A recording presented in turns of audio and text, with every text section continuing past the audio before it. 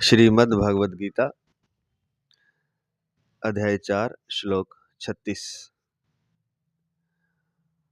अपि चेदसि पापेभ्यः सर्वेभ्यः पापकृत्तमः सर्वं ज्ञानप्लवेनैव वृजनिं संतरिष्यसि।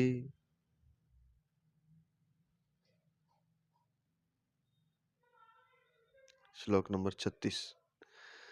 अगर तू सब पापियों से भी अधिक पापी है तो भी तू ज्ञान रूपी नौका के द्वारा निस्संदेह संपूर्ण पाप समुद्र से अच्छी तरह तर जाएगा। व्याख्या करने जा रहे हैं। प्रातः स्मरणीय, प्रातः वंदनीय, परम श्रद्धेय भगवत तत्व प्रेम तत्व प्राप्त महापुरुष महाराज श्री स्वामी राम सुखदास जी महाराज, उनके ग्रंथ साधक संजीवनी जो गीता की प्रवाहमान गंगा है उसमें अवगाहन करते हैं। व्याख्या। अपि चेदसि पापेभ्यः सर्वेभ्यः पापकृत्तमः। पाप करने वालों की 3 श्रेणियां होती हैं। पापकृत अर्थात पाप करने वाला, पापकृत्तर अर्थात 2 पापियों में एक से अधिक पाप करने वाला, और पापकृत्तम 3 नंबर अर्थात संपूर्ण पापियों में सबसे अधिक पाप करने वाला।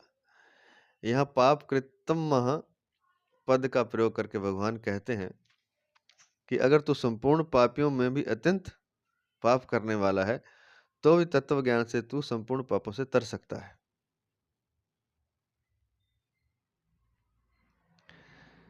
भगवान का यह कथन बहुत आश्वासन देने वाला है। तात्पर्य यह है कि जो पापों का त्याग करके साधन में लगा हुआ है उसका तो कहना ही क्या है। तो पहले तो 3 श्रेणियां जो पाप करने वालों की बताई हैं। पापकृत्तमः शब्द को समझने के लिए तो एक पापकृत पाप करने वाला और 2 लोगों ने इकट्ठे मिलकर पाप किए, 2 पापियों में से एक से अधिक पाप करने वाला पापकृत्तर, और संपूर्ण पापियों में सबसे अधिक पाप करने वाला पापकृत्तम। और भगवान कहते हैं कि अगर तू संपूर्ण पापियों में भी अत्यंत पाप करने वाला है तो भी तत्व ज्ञान से तू संपूर्ण पापों से तर सकता है। इसके लिए शब्द यहाँ पापकृत्तम आया है। तो भगवान का यह कथन बहुत आश्वासन देने वाला है। तात्पर्य यह है कि जो पापों का त्याग करके साधन में लगा हुआ है उसका तो कहना ही क्या है, पर जिसने पहले बहुत पाप किए हों उसको भी जिज्ञासा जागृत होने के बाद अपने उद्धार के विषय में कभी निराश नहीं होना चाहिए। कारण कि पापी से पापी मनुष्य भी यदि चाहे तो इसी जन्म में अभी अपना कल्याण कर सकता है। पुराने पाप उतने बाधक नहीं होते जितने वर्तमान के पाप बाधक होते हैं। अगर मनुष्य वर्तमान में पाप करना छोड़ दे और निश्चय कर ले कि अब मैं कभी पाप नहीं करूंगा और केवल तत्व ज्ञान को प्राप्त करूंगा तो उसके पापों का नाश होते देर नहीं लगती। यदि कहीं 100 वर्षों से घना अंधेरा छाया हो और वहां दीपक जला दिया जाए तो उस अंधेरे को दूर करके प्रकाश करने में दीपक को 100 वर्ष नहीं लगते।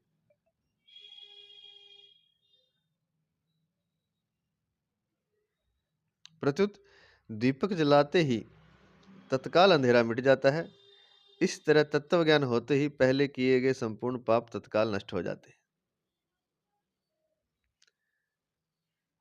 अगला पद है चेत अर्थात यदि। अगर चेत पद देने का तात्पर्य यह है कि प्राय ऐसे पापी मनुष्य परमात्मा में नहीं लगते, परंतु वे परमात्मा में लग नहीं सकते ऐसी बात नहीं है। किसी महापुरुष के संग से अथवा किसी घटना, परिस्थिति, वातावरण आदि के प्रभाव से यदि उनका ऐसा दृढ़ निश्चय हो जाए कि अब परमात्म तत्व का ज्ञान प्राप्त करना ही है तो वे भी संपूर्ण पाप समुद्र से भली भांति तर जाते हैं। तो यहाँ ये कहना चाहते हैं कि पाप कृत्तमः जो संपूर्ण पापियों में जो सबसे अधिक पापी है या पापी भी है, तो जो पापी मनुष्य है वो जल्दी से परमात्मा की तरफ चलता नहीं है, बल्कि उसे पता ही नहीं होता परमात्मा आदि इन चीज़ों से बहुत दूर रहता है, तभी तो वो पाप करता है।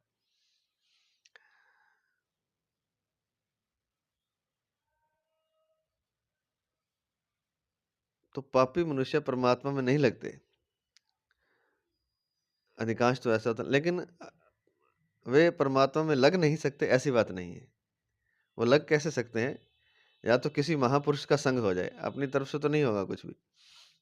तो उनकी कोई महापुरुष के संग का प्रभाव हो जाए, महापुरुष की स्थिति का प्रभाव उन पर हो जाए, अथवा कोई घटना ऐसी, परिस्थिति ऐसी हो जाए, वातावरण आदि के प्रभाव से उनका सदृढ़ निश्चय हो जाए कि अब परमात्मा तत्व का ज्ञान प्राप्त करना ही है। तो कई बार घटना ऐसी हो जाती है हमारे जीवन में कि संसार से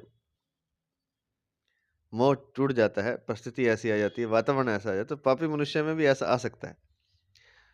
और जो साधारण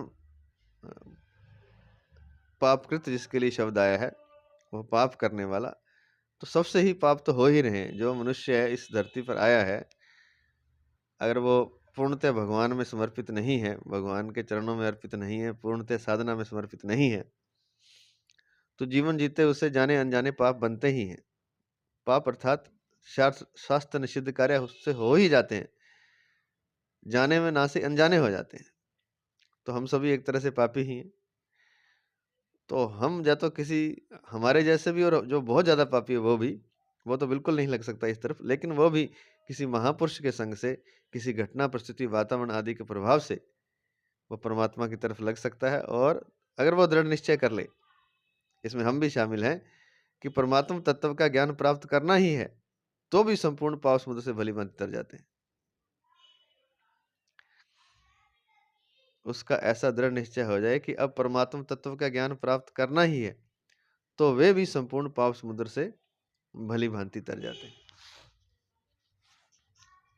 तो दृढ़ निश्चय करके परमात्मा प्राप्ति में लग जाए, तो कितना ही पापी क्यों ना हो, उसके संपूर्ण पाप समाप्त हो जाते हैं, या वे संपूर्ण पाप समुद्र से भलीभांति तर जाते हैं। दृढ़ निश्चय मात्र से ही बहुत कुछ हो जाता है, और फिर साधना की पूर्णता पर तो वे मुक्त हो ही जाएंगे, चाहे कितने भी पापी क्यों ना हो। 9वें अध्याय के 31वें श्लोक में भी भगवान ने ऐसी ही बात अनन्य भाव से अपना भजन करने वालों के लिए कही है, कि महान दुराचारी मनुष्य भी अगर यह निश्चय कर ले कि अब मैं भगवान का भजन ही करूंगा, तो उसका भी बहुत जल्दी कल्याण हो जाता है। तो यहाँ तक हमें समझ में आया, यहाँ ये कहना चाहते हैं कि निश्चय मात्र से भी बहुत कुछ हो सकता है, कि अब मैं भगवान का भजन ही करूंगा तो उसका भी बहुत जल्दी कल्याण हो जाता है। और एक और लिखा है कि या फिर ऐसा दृढ़ निश्चय हो जाए कि अब परमात्मा तत्व का ज्ञान प्राप्त करना ही है, तो भी संपूर्ण पाप समुद्र से भलीभांति तर जाता है। जल्दी ही तर जाएगा, जैसे यहाँ लिखा जल्दी कल्याण हो जाएगा, तर जाएगा और दृढ़ निश्चय करके, क्योंकि जिसने दृढ़ निश्चय कर लिया वो फिर उस रास्ते पर चलता ही रहेगा, पीछे मुड़ के तो देखेगा नहीं, तो अंततः वह लक्ष्य पर पहुंचेगा, अर्थात उसका कल्याण होगा, उसे परमात्मा प्राप्ति होगी ही होगी। तो जब भी हमें समझ में आ जाए तभी हम दृढ़ निश्चय कर लें, तो हम संपूर्ण पापों से मुक्त होकर के निष्पाप होकर के परमात्मा में स्थित हो सकते हैं। सर्वम ज्ञान प्लवै नैव वृजिनम संतरिष्यसि। प्रकृति के कार्य, शरीर और संसार के संबंध से ही संपूर्ण पाप होते हैं। प्रकृति के कार्य किससे होते हैं? शरीर और संसार के संबंध से ही संपूर्ण पाप होते हैं। ये हमारे शरीर से, और जब हम संसार के संपर्क में आते हैं तो कामना, ममता आदि के कारण हम कुछ शास्त्र निषिद्ध कर्म हमसे हो जाते हैं, जिससे पाप होते हैं। या ये भी कह सकते हैं कि शरीर संसार के संबंध से जो कुछ भी होगा वो पाप ही होगा। तत्व ज्ञान होने पर जब इनसे सर्वथा संबंध विच्छेद हो जाता है, तब पाप कैसे रह सकते हैं? मूला भावे कुतः शाखा।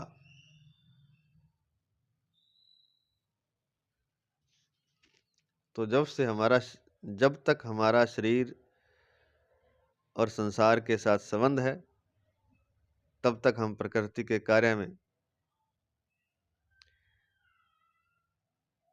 बंधे हुए हैं और तब तक पाप होते ही रहेंगे। शरीर संसार के संबंध मात्र से ही पाप होते हैं। परमात्मा के स्वतः सिद्ध ज्ञान के साथ एक होना ही ज्ञान प्लव अर्थात ज्ञान रूप नौका का प्राप्त होना।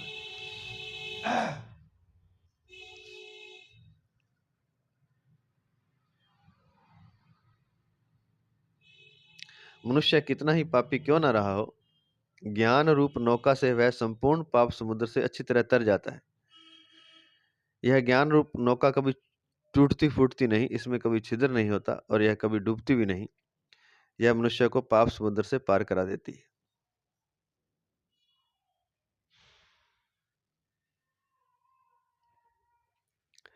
परमात्मा के स्वतः सिद्ध ज्ञान के साथ एक होना ही ज्ञान प्लव अर्थात ज्ञान रूप नौका का प्राप्त होना है।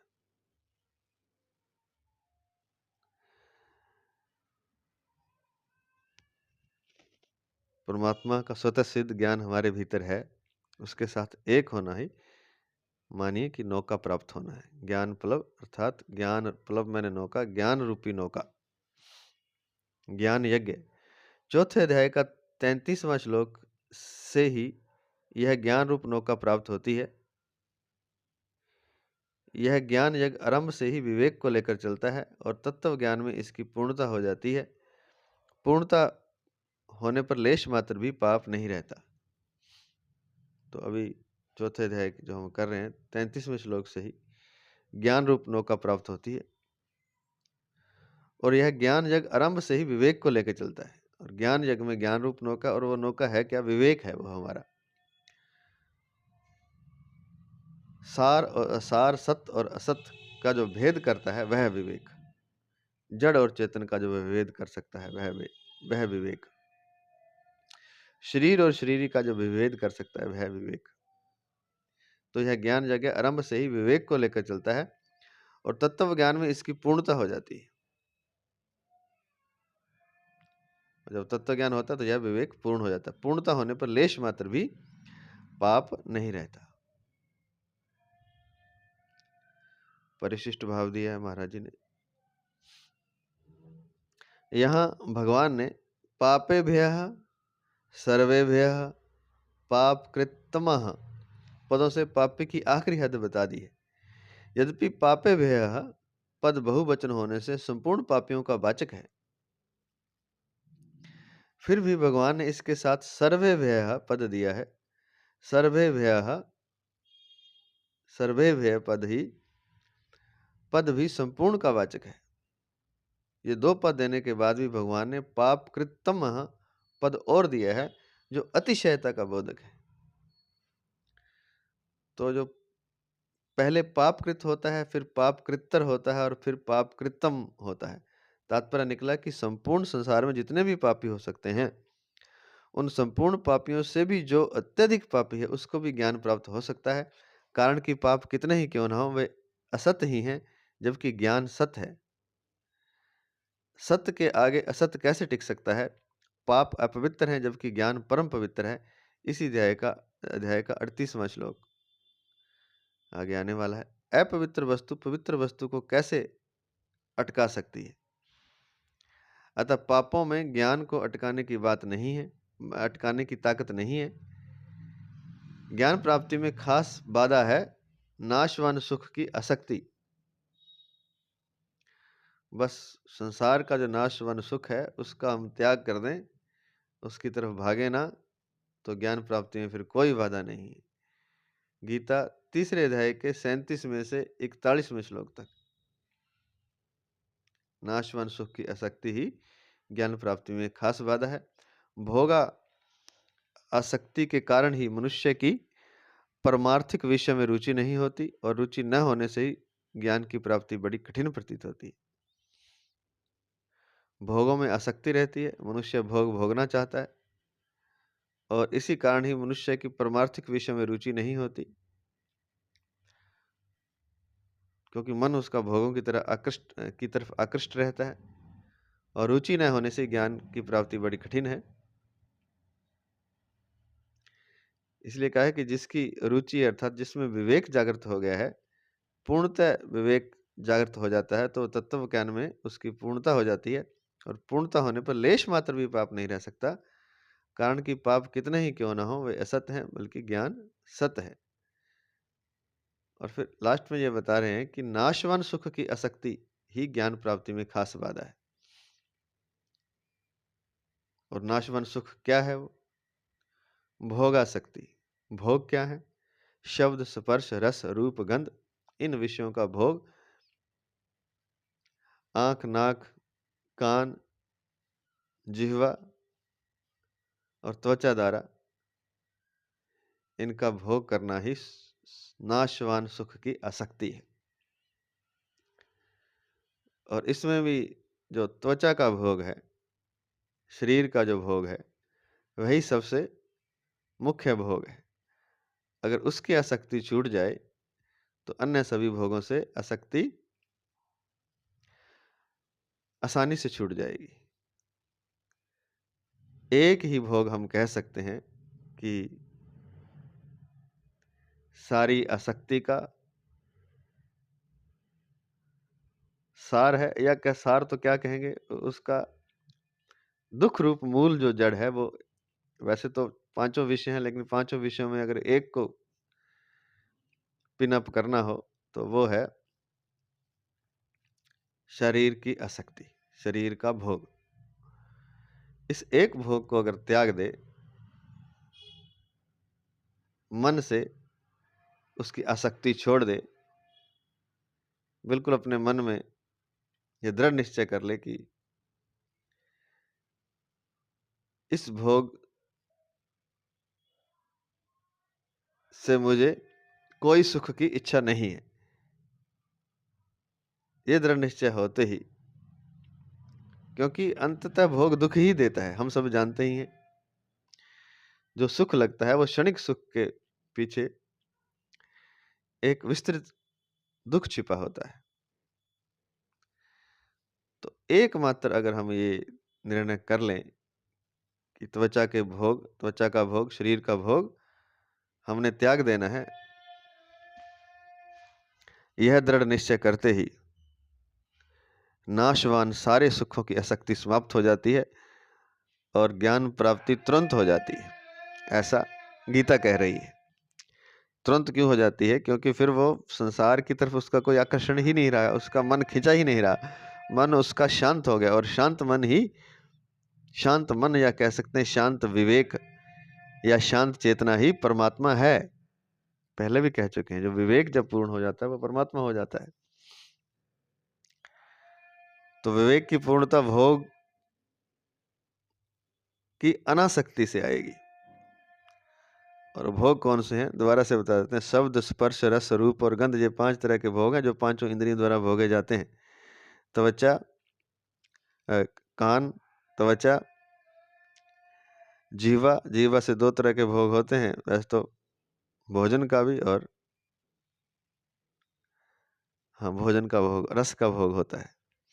बोलने का कार्य भी कर्म इंद्रिय भी है, बोलने से भी मुक्त होना होता हमें वैसे तो, क्योंकि हम जीवा का भी गलत ही प्रयोग करते हैं। उससे भी हम अपशब्द बोलते हैं या गलत बोलते हैं, या प्रेम पूर्ण नहीं बोलते तो भी बहुत जीवा का गलत प्रयोग ही है। और बिना मतलब बोलते हैं, कम से कम में भी काम चल सकता है, हम फालतू बस यूं ही अनर्गल प्रलाप हमारा चलता रहता है, क्योंकि मन जो है ना हमारा अशांत है। और मन अशांत क्यों होता है? वो उसका भी कारण यही है, वो सुख की आसक्ति, सुख के भोग के कारण अशांत होता है। क्या है सुख का भोग? क्या है भोगासक्ति? वही कि संसार से मुझे सुख चाहिए, संसार के विषयों से मुझे सुख चाहिए, और फिर किसी कारण से वो नहीं मिल पाता या उसमें बाधा लगती है, तो फिर भीतर एक झुंझलाहट पैदा होती है, क्रोध पैदा होता है। उसी झुंझलाहट से फिर हमारी जीवा से प्रेम समाप्त हो जाता है। और बहुत ज़्यादा ऐसा हो जाए, भोगों की बहुत ज़्यादा इच्छा हो और भोग मिल ना रहे हो, तो फिर क्रोध भी आता है, फिर नशे भी करता है, बहुत कुछ करता है, बहुत, ये तो फिर बहुत लंबी यात्रा है, नरक की यात्रा है एक तरह से। ये उसका मूल भोगासक्ति ही है।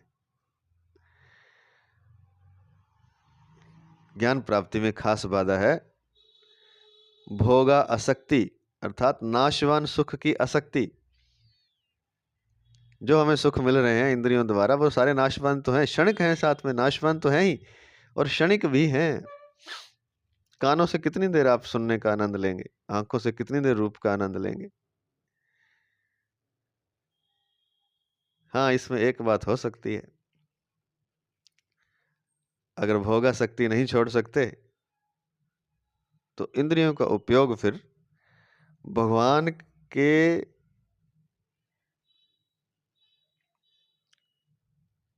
कह सकते हैं भगवान के भोग में लगाएं इंद्रियों को। नाशवान सुख की आसक्ति ना रखें, फिर अविनाशी सुख की आसक्ति रखें, और वो अविनाशी सुख की आसक्ति ही भक्ति है। अब वो भक्ति कैसे बनेगी कि रूप देखना है ही है, अगर या तो शब्द स्पर्श रस रूप गंध आदि विषयों से अपने इंद्रियों को हटा लें और मन से अपने मन में दृढ़ निश्चय कर लें कि मुझे संसार के भोग नहीं चाहिए। और उसमें भी मुख्य भोग बताया है कि शरीर का ही भोग है, त्वचा का, स्पर्श का ही भोग है। तो उस एक का भी अगर हम इनकार कर देंगे, दृढ़ निश्चय कर लेंगे मन में, तो हम भोगों से मुक्त हो जाएं। लेकिन ऐसा नहीं हो सकता, मान लीजिए, तो फिर दूसरा तरीका भी है। अब भगवान के ही रूप का हमने आंखों से दर्शन करना है, भगवान का ही स्पर्श करना है, भगवान को ही सूंघना है, भगवान को ही खाना है,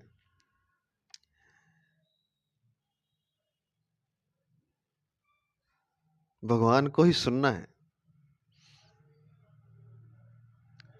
तो यह कर लेंगे तो यह तो ज्ञान योग से भी बड़ी बात है, यह भक्ति योग है, और यही संपूर्ण साधनाओं का कह सकते हैं सार है। ज्ञान योग और कर्म योग का भी सार भक्ति योग ही है। और यही बात तो फिर भागवत पुराण में, श्रीमद् भागवत महापुराण में रास पंचाध्यायी में बताई गई है। 5 अध्याय हैं। भगवान श्री कृष्ण ने जब गोपियों के साथ रास रचाया, वो रास यही है।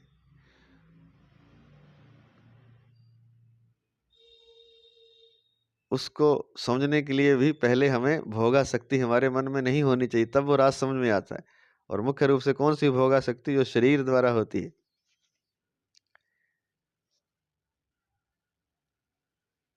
शरीर की वासना जब हमारे अंदर नहीं रहेगी साधना के द्वारा, तब हम उस भगवान के रास को समझ सकते हैं। वो रास ऐसा नहीं है कि जैसा हम सोचते हैं, वो बहुत दिव्य रास है, लेकिन उसमें इंद्रियां वो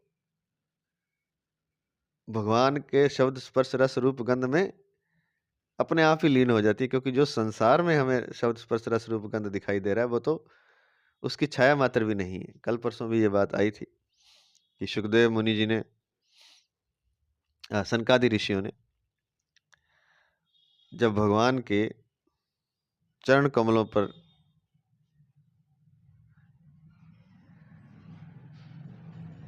तुलसी दल मिश्रित गंध को महसूस किया, तो उनका मन आकृष्ट हो गया उस सुगंध के प्रति, क्योंकि वह सुगंध पृथ्वी की सुगंध से बहुत ही दिव्य थी, बहुत अलौकिक थी।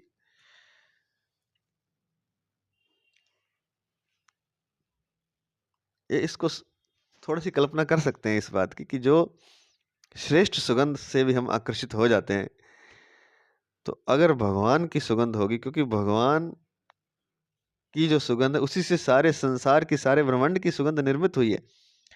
सीख करते त्रिलोक सुपासी, ऐसा एक शब्द आता है, शायद पूरा सही नहीं है।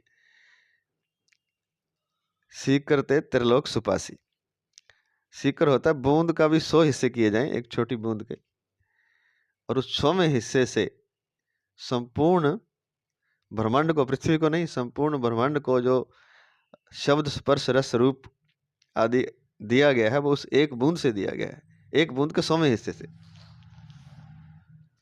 तो कल्पना कर सकते हैं कि जो हम सुगंध सूंघते हैं, जो हम स्पर्श करते हैं, जो हम रूप का आनंद लेते हैं, जो हम संगीत सुनते हैं, जो हम रस का पान करते हैं, भोजन के द्वारा रस लेते हैं, भोजन में रस ही तो ले रहे हैं हम, वो उस अलौकिक रस की तुलना में क्या है? तुच्छ है वो। वो ऐसे ही है जैसे सूअर में और हम में जितना अंतर है। मनुष्य जो भोग करता है और जो सूअर जो नाली में पड़ा हुआ जो भोग करता है, वो भी तो भोग कर रहा है ना, वो भी तो खाने का आनंद ले रहा है, लेकिन वो मल खा रहा है। वो भी अपनी पत्नियों के साथ, सूरियों के साथ वहां भोग में रत है, लेकिन वो बड़ा निकृष्ट है मनुष्य की तुलना में। ऐसा ही हमारा और देवताओं की तुलना में होता है भोग, लेकिन शास्त्र कहते हैं कि वो जो भोग है, वो जो अलौकिक भोग है, वो देवताओं के भोगों से भी अत्यंत अलौकिक हैं। देवताओं के भोग भी उसके सामने तुच्छ हैं, निकृष्ट हैं। तो या तो फिर सबसे पहला तो यही है कि नाशवान सुख की आसक्ति छोड़ दें, शब्द स्पर्श रस रूप गंध इनकी भोगासक्ति छोड़ दें, क्योंकि यही ज्ञान प्राप्ति में बाधा है। और इसमें भी मुख्य है स्पर्श सुख, शरीरों का सुख है, शरीर भोगने का सुख, इसको एक को भी त्याग देंगे तो स्वतः ज्ञान प्राप्ति हो जाएगी। मन से दृढ़ निश्चय करना होगा, मन में उसका विचार भी नहीं आना चाहिए, ऐसा होते ही ज्ञान प्राप्ति हो जाएगी। और अगर ऐसा नहीं हो सकता तो फिर रास पंचाध्यायी के हिसाब से चलें, परमात्मा को खाएं, परमात्मा को पिएं, परमात्मा को सुनें, परमात्मा को सूंघें, परमात्मा के सौंदर्य का दर्शन करें। इसलिए तो मूर्ति और चित्र आदि की सहायता ली जाती है।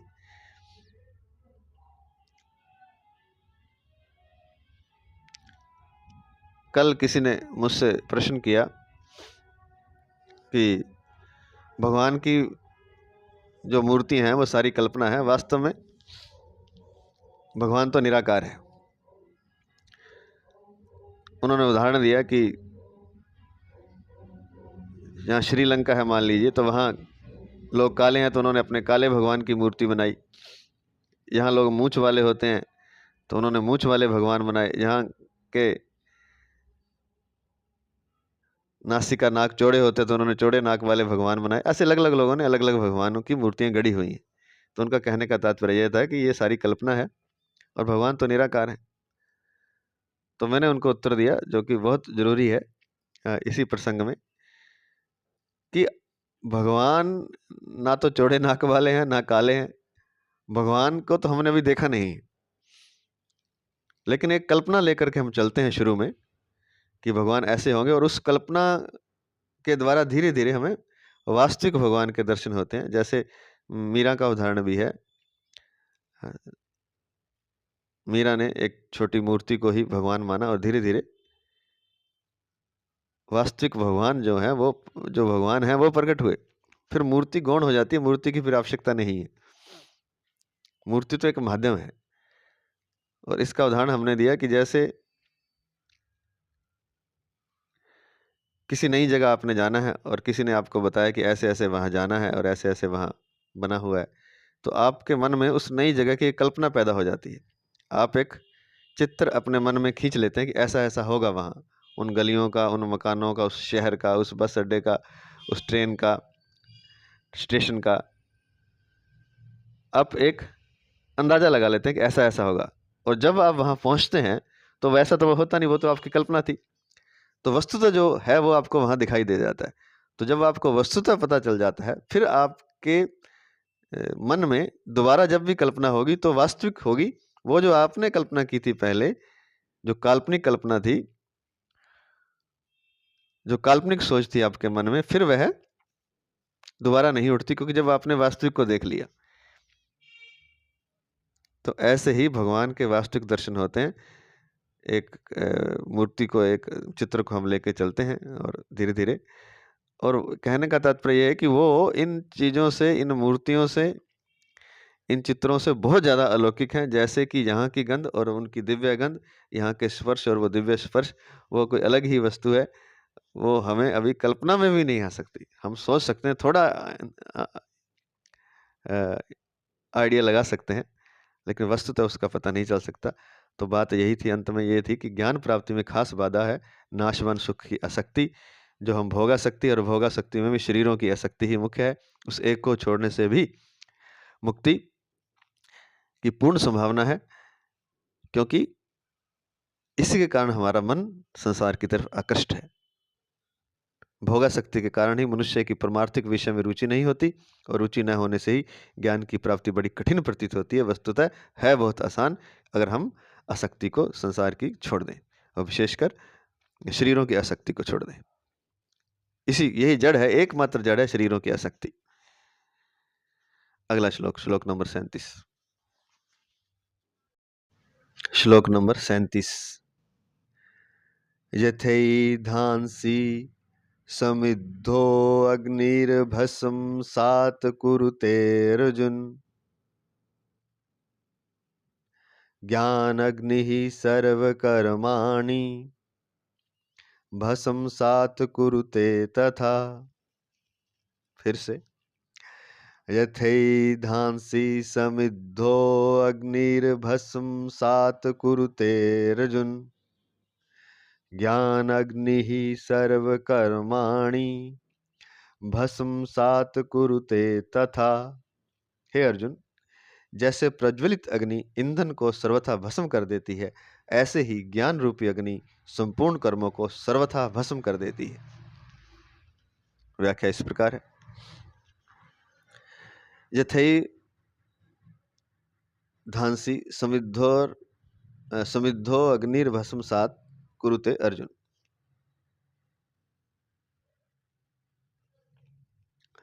पीछे के श्लोक में भगवान ने ज्ञान रूपी नौका के द्वारा संपूर्ण पाप समुद्र को तरने की बात कही। उससे यह प्रश्न पैदा होता है कि पाप समुद्र तो शेष रहता ही है, फिर उसका क्या होगा? क्या बात है, बहुत बारीक, बहुत सूक्ष्म विचार है कि ज्ञान रूपी नौका के द्वारा, और ज्ञान रूपी नौका कैसे मिलेगी? दृढ़ निश्चय से। दृढ़ निश्चय हो जाए कि अब परमात्म तत्व का ज्ञान प्राप्त करना ही है, तो संपूर्ण पाप समुद्र से भली भांति तर सकते हैं, तर जाते हैं। तो तर तो जाते हैं। वो कहते हैं कि यहाँ प्रश्न ये पैदा हो गया कि नौका से तर गए आप, तरने की बात कही, तो इससे प्रश्न पैदा हो गया कि पाप समुद्र तो शेष रहता ही है, फिर उसका क्या होगा? अतः भगवान पुनः दूसरा दृष्टांत देते हुए कहते हैं कि जैसे, इसलिए अगला श्लोक तुरंत ही भगवान ने क्या कहेंगे, पेश कर दिया, उद्धृत कर दिया, उच्चारण कर दिया। अतः भगवान पुनः दूसरा दृष्टांत देते हुए कहते हैं 37वें श्लोक में, इसी में, कि जैसे प्रज्वलित अग्नि काष्ठ आदि संपूर्ण ईंधन को इस प्रकार भस्म कर देती है कि उनका किंचन मात्र भी अंश शेष नहीं रहता, ऐसे ही ज्ञान रूप अग्नि संपूर्ण पापों को इस प्रकार भस्म कर देती है कि उनका किंचन मात्र भी अंश शेष नहीं रहता।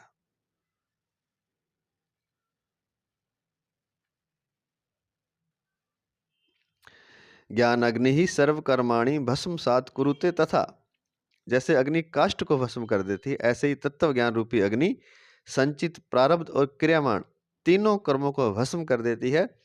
जैसे अग्नि में काष्ठ का अत्यंत अभाव हो जाता है, ऐसे ही तत्व ज्ञान में संपूर्ण कर्मों का अत्यंत अभाव हो जाता है। तात्पर्य यह है कि ज्ञान होने पर कर्मों से अथवा संसार से सर्वथा संबंध विच्छेद हो जाता है। संबंध विच्छेद होने पर संसार की स्वतंत्र सत्ता का अनुभव नहीं होता, प्रत्युत एक परमात्म तत्व ही शेष रह जाता है। ये बहुत बार बता चुके हैं, फिर बता देते हैं। ये है तो सारी बातें बहुत समझने वाली, बहुत सूक्ष्म है, और एक ही बात काफी है, पर्याप्त है जीवन मुक्ति के लिए। एक ही बात, एक बात हमने पीछे बताई पिछले श्लोक में, अभी ये दूसरी बात है। तात्पर्य यह है कि ज्ञान होने पर, जैसे अग्नि जल जाने पर प्रचंड अग्नि में काष्ठ भस्म हो जाती है, लकड़ी रहती ही नहीं उसमें, अग्नि ही हो जाती है। लकड़ी समाप्त होकर के अग्नि बन जाती है। ऐसे ही ज्ञान होने पर संपूर्ण पाप कर्म या संपूर्ण कर्म, तीनों प्रकार के संचित प्रारब्ध और क्रियावण, तीनों भस्म होकर के ज्ञान ही बन जाते हैं। तात्पर्य यह है कि ज्ञान होने पर कर्मों से अथवा संसार से सर्वथा संबंध विच्छेद हो जाता है। और होता कैसे उसका विज्ञान बता रहे हैं, कैसे वो भस्म हो जाते हैं। संबंध विच्छेद हो जाता। संबंध एक्चुअल में क्या है, वास्तव में ज्ञान क्या चीज है, पीछे भी बता चुके हैं, बहुत बार बता चुके हैं। ज्ञान है सत्य और असत्य का विवेक,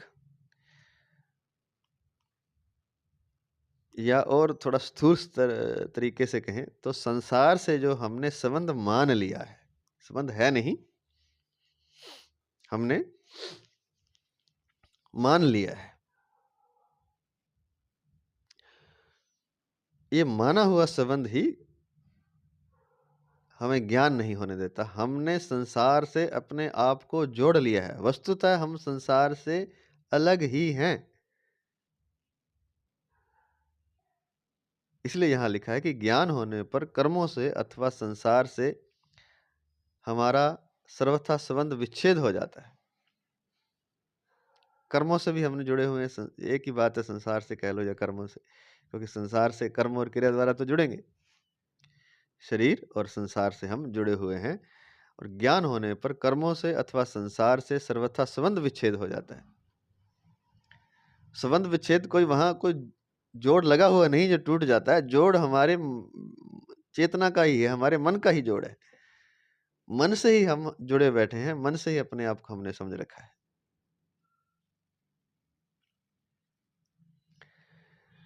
संबंध विच्छेद होने पर संसार की स्वतंत्र सत्ता का अनुभव नहीं होता, प्रत्युत एक परमात्म तत्व ही शेष रहता है। तो जैसे ही संबंध विच्छेद हो जाएगा, वैसे ही संसार की जो स्वतंत्र सत्ता है वो समाप्त हो जाएगी, उसका अनुभव होएगा नहीं।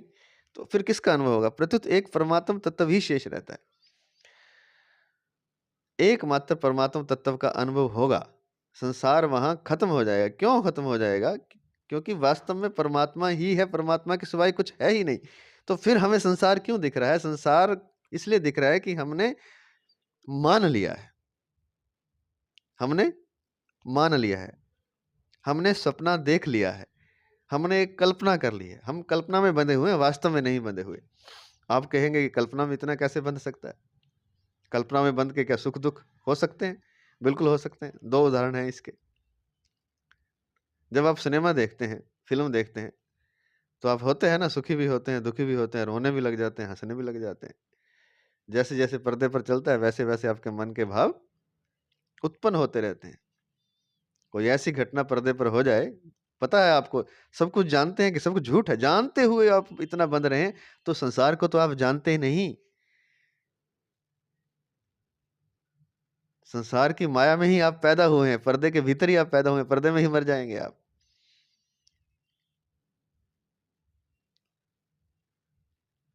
तो फिर कैसे मुक्त हो सकते हैं? पर्दे से हम मुक्त हो जाते हैं ना, 3 घंटे में फिल्म खत्म हुई और हम अपने घर आ गए। हालांकि थोड़ा थोड़ा दुख रहता है, बाद में भी कुछ दुख या सुख जो भी घटना वहां घटती है, अगर दुखांत फिल्म है तो अंत में दुख रह जाता है हमारे मन में, सुखांत फिल्म है तो सुख रह जाता है। और बीच की घटनाएं भी सुख दुख वाली हमें याद रहती हैं 1-2 दिन तक, कुछ दिनों तक, और कभी कभी पूरे जीवन में भी याद आ जाती है कोई फिल्म हमारे जीवन में कोई बड़ी गहरी बैठ गई हो। तो कहने का तात्पर्य यह है कि वहां हमारा कुछ था क्या? वहां कोई रिश्ता था, वहां कोई संबंध था, वहां कोई शरीर था, वहां कोई घटना थी? कुछ भी नहीं था, सब झूठ।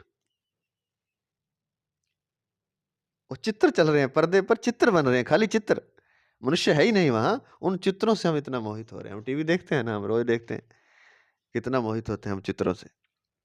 चित्र चल रहे हैं वहां, झूठ चल रहा है, और उस झूठ से हम इतने सुखी दुखी होते हैं जिसका कोई हिसाब नहीं, जानते हुए कि ये झूठ है। क्यों होते हैं? क्योंकि हम उससे अपना संबंध मान लेते हैं, कल्पना कर लेते हैं, मन में एक संबंध उससे जुड़ जाता है, उस संबंध के कारण ऐसा होता है। तो नंबर 1 तो उदाहरण ये है कि संबंध मानने से इतना सुख दुख हो सकता है क्या कि आदमी को कर्मों का फल भोगना पड़े, उसे जलना पड़े कड़ाहों में, और कुछ भी, जो भी नर्क के बारे में कहा गया हो सकता है, वो झूठ नहीं है, क्योंकि आपकी कल्पना ही काम कर रही है। आप सोच सकते हैं, आपके माने हुए संबंध के कारण ही सुख दुख हो रहा है, और माने हुए संबंध के कारण ही आनंद भी जो हो रहा है वो भी माने हुए संबंध के कारण हो रहा है। इसलिए तो वो क्षणिक है। आपने माना है इसलिए वहां सुख मिल रहा है। शरीरों के भोग से जो सुख मिल रहा है, आपने मान लिया इसलिए तो मिल रहा है। अगर वास्तविक होता तो बाद में मिलना चाहिए था। आपने माना है तो उस मानने के कारण, भ्रम के कारण थोड़ा सा सुख मिलता है, और फिर अंत में फिर दुख हो जाता है, क्योंकि वहां था ही दुख। और फिर वो सुख मिला कैसे? वो आपके मानने के कारण मिला, आपने मान लिया था। तो एक उदाहरण तो ये है कि कल्पना से माने हुए संबंध से कैसे सुख दुख होता है, वो वैसे ही होता है जैसे पर्दे पर फिल्म देखने से हमें होता है। जानते हुए हम कि जानते हैं कि पर्दे पर चल रही है फिल्म है, ये पर्दे पर चित्र हैं, पीछे प्रकाश से चित्र बन रहे हैं, धूप छांव का खेल है, हम फिल्म देखने आए हैं, यह जानते हुए भी हम सुखी और दुखी होते हैं। और इस संसार में तो जब हम आए थे, जब हमने जन्म लिया था, तो जो पहले से फिल्म चल रही थी, और फिल्म चलती हुई छोड़ के हम चले जाएंगे अगर हमें ज्ञान ना हुआ तो। और फिर ऐसे ही किसी फिल्म में फंस जाएंगे। और ये कैसे होता है? ये कल्पना से होता है, हमारे माने हुए संबंध से होता है। अब दूसरा उदाहरण देते हैं।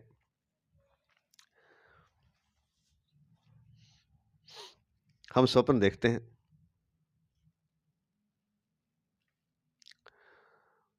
तो स्वप्न में क्या सच घटना घट रही होती है? हम तो सोए होते हैं आराम से।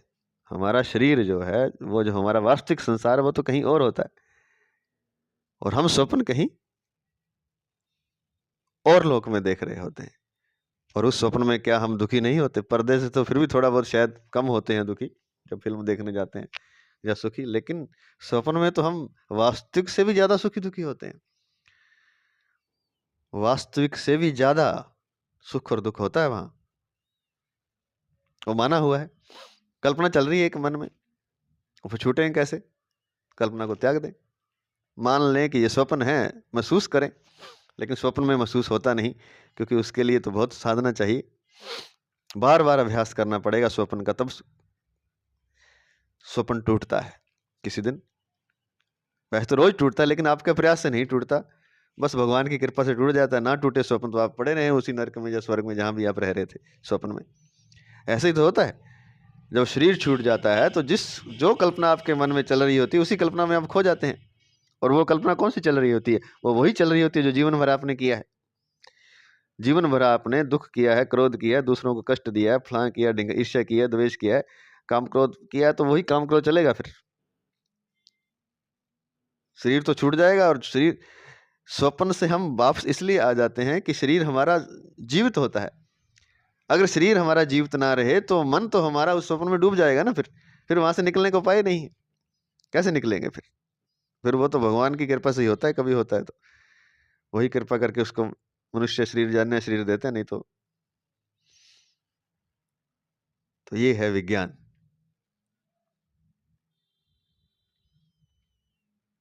और जागना जो है स्वप्न से, वो एकमात्र संकल्प से हो सकता है। स्वप्न में कोई योग साधना नहीं करनी है आपको कि स्वप्न में योग साधना करें इससे हम जाग जाएंगे। योग साधना से भी आपका संकल्प ही प्रगाढ़ होता है कि हाँ, ये संसार सपना है, सपना है, इससे जागना है, मुझे मुक्त होना है, मुक्त होना है। उस संकल्प की वजह से, उस दृढ़ निश्चय से ही मुक्त होते हैं जब भी होते हैं। वो कोशिश से नहीं होते हैं। वो योग आदि, प्राणायाम आदि, साधना आदि करने से कुछ नहीं होता है, ऐसा महाराज जी कह रहे हैं। और ये सत्य भी है। इसे कोई भी युक्तियों द्वारा, प्रमाणों द्वारा अपने जीवन में देख सकता है और अनुभव कर सकता है। कोई बड़ी बात नहीं है। सपनों को हम रोज अनुभव करते हैं, फिल्म देखने हम रोज जाते हैं, पता है हमें वहां क्या होता है। तो कहने का तात्पर्य ये कि जो हमारा मन मान लेता है, हम उसमें फंस जाते हैं। संसार ने, इस संसार, ये भी एक स्वप्न चल रहा है। ये एक बहुत बड़ा पर्दा है, बहुत बड़ा स्वप्न है, माया है, माया बहुत बड़ा है, जिसमें कि जिसका आर पार ही नहीं दिखाई दे रहा हमें। तो इस जगत से जब हम दृढ़ निश्चय कर लेंगे, इसलिए तो कहा था कि अगर दृढ़ निश्चय हो जाए कि अब परमात्म तत्व का ज्ञान प्राप्त करना ही है, तो वे भी संपूर्ण पाप समुद्र से भली भांति तर जाते हैं। या एक दूसरा उदाहरण दिया था कि महान दुराचारी मनुष्य भी अगर यह निश्चय कर ले कि अब मैं भगवान का भजन ही करूंगा, तो उसका भी बहुत जल्दी कल्याण हो जाता है। वो कल्याण कैसे होता है? क्योंकि वो जैसे ही भगवान का भजन बार बार करता है, भगवान का स्मरण करता है, तो जिस लोक में वो सुख दुख भोग रहा है, उस लोक से वह छूट करके उस स्थिति में स्थित हो जाता है, वह भगवान के लोक में चला जाता है। इसलिए तो कहते हैं ना, वो कहाँ चला गया? मुक्त हो गया। जीवन भर उसने तप किया, भगवान का नाम लिया, भजन किया, कीर्तन सुना, कथाएं सुनी, भगवान की लीलाओं का चिंतन किया, और वहीं चला गया। कहाँ चला गया? भगवान के लोक में। क्योंकि जिसका हम चिंतन करते हैं, हम वहीं पहुंच जाएंगे। और भगवान तो वास्तविक है, संसार तो माया है। तो माया के चिंतन को छोड़ के जब हम भगवान का चिंतन करेंगे, तो अवश्य ही मुक्त हो जाएंगे, बल्कि उसी लोक में चले जाएंगे, उसी लोक में यहाँ सब कुछ अलौकिक है। चलिए, इसको भी कोई नहीं माने, जो साधक है, जो भक्त है, वो तो इन बातों को मानेगा। अलौकिक लोक वाली, और भगवान का गोलोक धाम है, भगवान श्री राम का साकेत धाम है, अलग अलग लोक हैं। वो लोक ऐसे ही जैसे स्वप्न लोक होता है। लेकिन कोई इसको नहीं माने, मानना ही पड़ेगा। ना मानने वाला भी मान सकता है, क्योंकि स्वप्न जब है तो वो भी होगा। चलो, इसको भी ना माने तो इतना तो कर ही सकता है कि संसार से अपना संबंध विच्छेद कर ले। ये तो हमें समझ में आ ही गया कि माने हुए संबंध के कारण ही हम सुखी दुखी होते हैं, माने हुए संबंध के कारण ही हम नरक भोगते हैं। क्योंकि संसार का जो संबंध है वही मात्र पाप है। ये अभी पहले कह चुके हैं, अभी कहा है थोड़ी देर पहले। संसार का जो संबंध है वही पाप है। ज्ञान प्राप्ति में जो खास बाधा है, नाशवान सुख की आसक्ति। सुख की आसक्ति, सुख चाहते हैं हम, भोग भोगना चाहते हैं, इंद्रियों से विषयों का स्पर्श करना चाहते हैं। यही तो संसार की आसक्ति है, यही तो संसार से हमारा जुड़ाव है। इसी के कारण तो संसार से हम फंसे हैं। तो भगवान को ना माने, कोई भक्ति ना भी करना चाहे, तो भी संसार से अपना संबंध विच्छेद कर ले। और वो संबंध विच्छेद कैसे होगा? कि मुझे कोई भोग नहीं चाहिए, मुझे संसार में कोई सुख नहीं चाहिए, मुझे अपने सुख के लिए कुछ नहीं करना, मैं जहां हूं वहीं ठीक हूं। और सबसे बड़ा भोग है व्यक्तियों का स्पर्श का जो सुख है, स्पर्श का जो भोग है, वो मुझे नहीं चाहिए। इतना मान लेगा तो अन्य भोगों से भी मुक्त हो जाएगा। तो यही बात यहाँ लिखी है। तात्पर्य यह है कि ज्ञान होने पर कर्मों से अथवा संसार से सर्वथा संबंध विच्छेद हो जाता है। कौन से संबंध का विच्छेद हो जाता है? जो हमने झूठा मान रखा है, जो हमने अपने मन से कल्पना कर रखी है। संबंध विच्छेद होने पर संसार की स्वतंत्र सत्ता का अनुभव नहीं होता, बल्कि परमात्मा ही शेष रहता है। फिर संसार की जो स्वतंत्र सत्ता हमें दिखाई दे रही है, वो समाप्त हो जाती है। संसार की जगह केवल मात्र परमात्मा तत्व ही शेष रहता है, केवल परमात्मा ही शेष रहता है। या संतों के हम जब अनुभव सुनते हैं संतों की, तो उनमें ऐसा ही होता है। बहुत बार ऐसे संतों के अनुभव सुने हैं हमने कि वो कथा चल रही थी, वहीं वो अपना बैठ करके कथा सुन रहे थे, और अचानक से दृश्य बदल गया। जो कथा चल रही थी भगवान श्री कृष्ण की, उस कथा में चले गए। उस कथा जो शब्द चल रहे थे, उन्हीं शब्दों का एक लोक प्रकट हो गया, उन्हीं शब्दों से। जैसे सिनेमा में वो जो फिल्म है, उस वही एक प्रकाश से वहां एक लोक प्रकट हो जाता है, ऐसे ही वो जो कथा सुना रहे थे कथाकार संत जी, जो सुनने वाला था, जो जो वो शब्द बोलते जा रहे थे, वैसा वैसा लोक प्रकट उसके सामने हो रहा था, और सामने से सारा दृश्य हट गया। ये वास्तविक अनुभव है किसी संत का, हमने सुना है। सारा दृश्य समाप्त हो गया, संसार वहां से समाप्त हो गया, और वो कृष्ण लोक में पहुंच गए, जहां कृष्ण लीलाएं चल रही हैं। वे वृंदावन में पहुंच गए, और जब कथा समाप्त हुई तब वे वापस आए, तब वे रोने लगे। क्योंकि परमात्मा का जो जगत है वही सुख है, वही आनंद है। सत्य चित आनंद केवल परमात्मा है, केवल परमात्मा। इस बात को हम समझ लें अच्छी तरह से। और संसार दुख रूप है। हम कल्पना कर लें, कल्पनाओं के जाल बिछा लें हम जितने मर्जी की, संसार में सुख मिलेगा, मिलेगा, मिलता नहीं है। सुख का भ्रम है। जैसे ही सुख लेने जाएंगे, वो क्षणिक होकर के सुख समाप्त हो जाएगा। क्षणिक सुख मिलेगा, वो पहले बता दिया, वो मिलता इसलिए क्योंकि आपने कल्पना कर रखी है। उस कल्पना कर थोड़ी देर वो मिलता है। वो आपकी कल्पना, वस्तु तो है नहीं वहां, वहां वस्तुतः दुख है। और ये बड़ा भ्रम है। इस छोटी सी बात के कारण हम हजारों जन्म, लाखों जन्म, 84 लाख तो योनियां हैं। एक एक योनि में पता नहीं कितने कितने जन्म हम भटकते हैं, मतलब करोड़ों जन्म हम भटकते रहते हैं, केवल मात्र इस अविवेक के कारण। यह विवेक हमें नहीं होता कि संसार झूठ है, संसार दुख रूप है, संसार स्वप्न है, संसार असत्य है, संसार माया है, संसार में दुख ही दुख है, सुख के सिर्फ सपने हैं, सुख का सिर्फ भ्रम है। तो फिर सत्य क्या है? सत्य है परमात्मा। इसलिए उसको पहले ही संतो महात्मा ने हमारे सच्चिदानंद कहा है, सत्य चित आनंद। सत्य भी वही है, आनंद भी वही है, और चेतनता भी वही है। यहाँ हम चेतनता भी नहीं है, यहाँ हमारी इस संसार में कहाँ है हमारी चेतनता? चेतनता अर्थात चैतन्य, अर्थात जागे हुए कहाँ, हम सोए हुए जी रहे हैं। हम कोई काम कर रहे हैं तो भी मन के भीतर सपने चल रहे हैं, ध्यान ही नहीं है हमारा। 24 घंटे बड़ी मुश्किल से मुझे लगता है कि 5-10 मिनट ही हम चैतन्य होते हैं, चेतनता में होते हैं, जागे हुए होते हैं, बाकी तो सोए रहते हैं हम। वैसे ही हम माया में उलझे हुए, और माया में, फिर माया में भी स्वप्न देख रहे हैं हम। ये तो ऐसे हुआ कि स्वप्न में भी स्वप्न चल रहा है और उसमें भी फिर स्वप्न चल रहा है। संसार एकमात्र स्वप्न है, इसमें हम बैठे हैं, इसमें हम चल रहे हैं, तो स्वप्न तो चल ही रहा है। फिर उसमें जब हम सपने देख रहे हैं तो उसमें फिर हम स्वप्न देख रहे हैं, तो स्वप्न में स्वप्न चल रहा है। कहाँ से मुक्ति होगी, कहाँ से चेतनता होगी, कहाँ से उस वास्तविक स्वरूप का अनुभव होगा? जैसे हम सोए हुए हों और स्वप्न चल रहा हो, और उस सोए हुए स्वप्न, वहां भी हम स्वप्न देख रहे हैं कि हम सोए हुए स्वप्न देख रहे हैं। तो वास्तविक संसार से हम कब कब जुड़ेंगे? जब जहां हम सोए हुए हैं, स्वप्न में भी हम स्वप्न देख रहे हैं।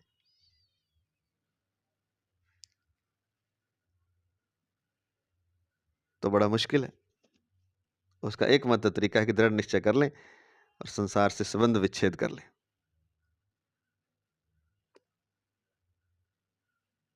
झूठे संसार से, क्योंकि संसार झूठा, सच्चित आनंद परमात्मा है।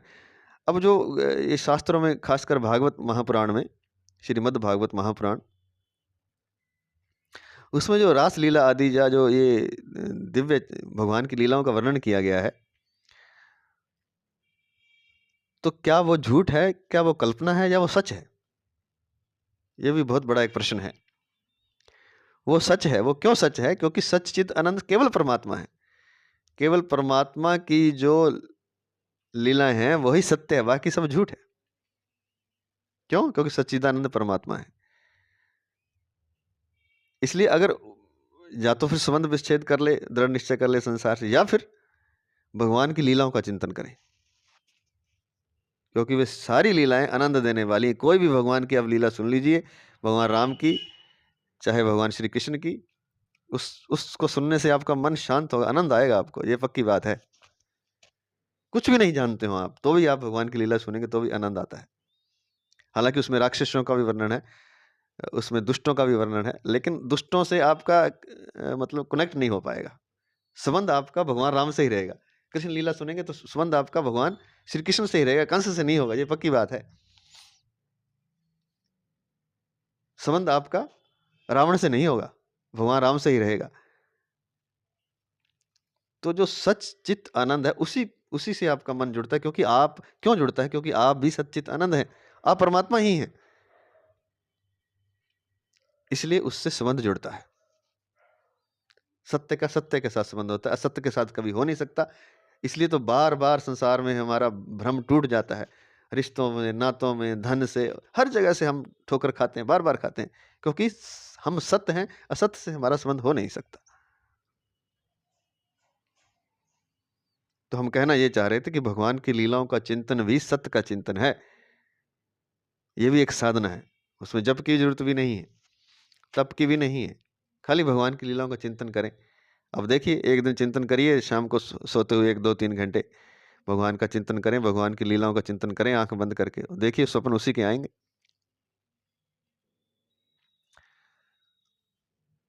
तो जैसे हमने कहा कि जो पहले उदाहरण दिया कि किसी जगह आपने कोई जगह देखी नहीं, आपने उसकी कल्पना कर ली, लेकिन जैसे ही आप वास्तविक जगह देखेंगे तो फिर वो कल्पना हट जाएगी, वास्तविकता आपके मन में स्थित हो जाएगी। ऐसे ही भगवान की लीलाओं की आपने कल्पना कर ली, लेकिन वो लीलाएं ऐसी नहीं जैसी लिखी गई हैं, वो तो उसका बाहरी रूप है, एक तरह से उसका छाया है।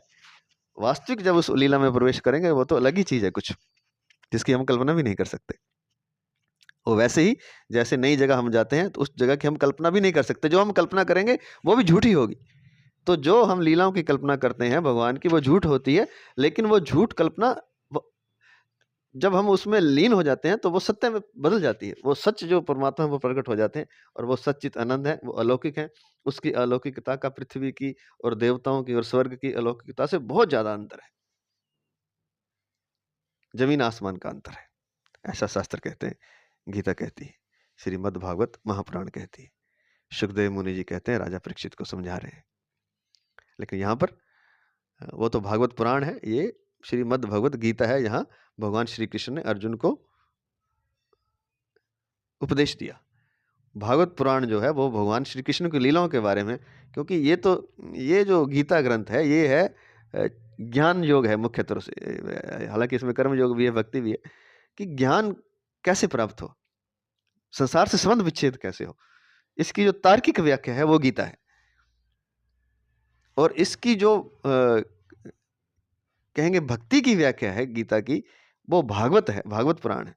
भक्ति द्वारा कैसे सत्य तक पहुंचे, कल्पना से कैसे सत्य तक पहुंचे, वो है भागवत पुराण। जिनको कल्पना अच्छी लगती हो, जो रिश्तों में, नातों में और रास में जिनका रस हो, वो फिर भगवान की लीलाओं के द्वारा पहुंचेंगे। इसलिए 3 तरह के मनुष्य बार बार बता रहे हैं, 3 तरह के लोग होते हैं। ज्ञानी जो ज्ञान योग से चलेंगे, कर्म करने वाले कर्म योग से चलेंगे, भक्ति वाले जो भगवान की लीलाओं का चिंतन कर सकते हैं वो भक्ति योग से चलेंगे। फिर से पहले भी बता चुके हैं, फिर से बता देते हैं, जो वर्कहोलिक हैं, जो काम में ही अपना काम करना ही उनको अच्छा लगता है, सारा दिन कुछ ना कुछ करते रहते हैं, उनके लिए है कर्म योग। और जो मन के घोड़े दौड़ाते रहते हैं, सारा दिन सोचते रहते हैं, कुछ विचार करने में जिनको मजा आता है, नई नई चीज सोचने में आनंद आता है, चिंतन करने में जिनको आनंद आता है, उनके लिए है ज्ञान योग। वो चिंतन के द्वारा ही परमात्मा को पालेंगे। चिंतन क्या है? चिंतन है सत्य और असत्य का विवेक है, पैदा हो जाए कि ये झूठ है, ये सच है, तो उससे हमें परमात्मा की प्राप्ति हो जाएगी। कर्म से कैसे होगी? कर्म अपने लिए ना करके जब दूसरों के लिए हम कर्म करेंगे तो कर्म योग हो जाएगा। और भक्ति योग क्या है? भक्ति योग है भगवान की लीलाओं का चिंतन। उसी में नाम जप भी शामिल है, उसमें नाम का कीर्तन भी शामिल है। ये तीनों अलग अलग भी करके भक्ति योग हो सकता है, तीनों इकट्ठे करके भी हो सकता है, तीनों में कोई 2 करके भी हो सकता है। सबसे आसान है लीलाओं का चिंतन। तो मुख्य बात है, संसार से जो हमने माना हुआ संबंध है उससे संबंध विच्छेद करना है। और वो संबंध हमने क्यों माना है? क्योंकि हम उससे सुख चाहते हैं। और सुख भी मुख्यतः कौन सा चाहते हैं? स्पर्श सुख चाहते हैं। सबसे ज्यादा स्पर्श सुख का ही मन में खिंचाव है। आगे चलते हैं। वास्तव में मात्र क्रियाएं प्रकृति के द्वारा ही होती हैं। गीता 13वें अध्याय का 29वां श्लोक। उन क्रियाओं से अपना संबंध मान लेने से कर्म होते हैं। अब क्रियाओं से हम संबंध मान लेते हैं, फिर हम कर्म में फंस जाते हैं। नाड़ियों में रक्त प्रवाह होना, शरीर का बालक से जवान होना, श्वासों का आना जाना, भोजन का पचना आदि क्रियाएं जिस समष्टि प्रकृति से होती हैं, उस प्रकृति से खाना पीना, चलना बैठना, देखना बोलना आदि क्रियाएं भी होती हैं। जो शक्ति हमारी नाड़ियों में रक्त प्रवाह कर रही है, हमारे हृदय को धड़का रही है, हमें बालक से जवान बना रही है, जवान से बूढ़ा बना रही है, श्वासों को चला रही है, भोजन को पचा रही है, वही सृष्टि हमें चलाती भी होगी, वही हमें बैठाती होगी, वही दिखाती होगी, वही बुलाती होगी हमसे। ऐसा है ना? तो उसी प्रकृति से खाना पीना, चलना बैठना, देखना बोलना आदि क्रियाएं भी होती हैं। परंतु ये परंतु जो है, बस यही समस्या है। परंतु मनुष्य अज्ञानवश उन क्रियाओं से अपना संबंध मान लेता है। यही दिक्कत है। गुरु नानक देव जी कहते हैं, हुक्म ही हुक्म चलाए राह, नानक बिगसे बेपरवाह। हुक्म ही अपना हुक्म चला रहा है, सब कुछ चल रहा है उसके हुक्म से। नानक ने छोड़ दिया, अपने अपने को छोड़ दिया बस। तो नदी तो हिमालय से निकल करके सागर में जा ही रही है। हम व्यर्थ प्रयास कर रहे हैं। हम छोड़ दें अपने आप को तो हम आसानी से पहुंच जाएंगे, नहीं छोड़ेंगे तो फिर कर्मों का बंधन और फिर बहुत बड़ा जाल है। पहुंचेंगे भी और फिर भी पहुंच नहीं पाएंगे, क्योंकि मन ने जो हमारा मान लेगा वो वैसा ही हो जाएगा। तो परंतु मनुष्य अज्ञानवश उन क्रियाओं से अपना संबंध मान लेता है। रक्त प्रवाह हो रहा है हमारी नाड़ियों में, वो तो हम नहीं कहते हम प्रवाहित कर रहे हैं। श्वास चल रही है, वो तो हम नहीं कहते हम प्रवाहित कर रहे हैं। अगर वो भी हम कहने लग जाएं तो वहां भी कर्म का बंधन हो जाएगा। ऐसे ही वो कहते हैं कि जो हम संसार में जो हमारी क्रियाएं हो रही हैं, हमारी बड़े पद पर पोस्टिंग हो रही है, या जो कुछ भी हो रहा है, हम बिजनेस कर रहे हैं, हम शादी हो रही है, शादी टूट रही है, कुछ भी हो रहा है, वो परमात्मा के सृष्टि की शक्ति से हो रहा है। परंतु मनुष्य अज्ञानवश उन क्रियाओं से अपना संबंध मान लेता है, अर्थात अपने को उन क्रियाओं का कर्ता मान लेता है। मैं हूं करने वाला, यही अहंकार है और यही बांधता है, क्योंकि वे क्रियाएं कर्म बनकर मनुष्य को बांध देती हैं। इस प्रकार माने हुए संबंध से ही कर्म होते हैं, अन्यथा क्रियाएं ही होती हैं। क्रियाएं तो हो रही हैं ना संसार में अपने आप। जब आप कहते हैं कि मैं करने वाला हूं, तब वो कर्म हो जाता है, और कर्म होते ही संबंध बन जाता है, और संबंध बनते ही आप बंध जाते हैं, फंस गए। अब हो सकता है कि 84 लाख जोनियों से भी गुजर कर ना छूटे आप। और अगर इस संबंध को अभी हटा दें, जस्ट नाउ, तो अभी छूट सकते हैं। मेरे तो गिरधर गोपाल, दूसरों ना कोई,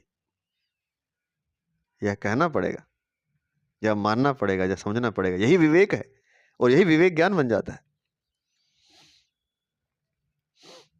तत्व ज्ञान होने पर अनेक जन्मों के संचित कर्म सर्वथा नष्ट हो जाते हैं, नष्ट हो ही जाएंगे।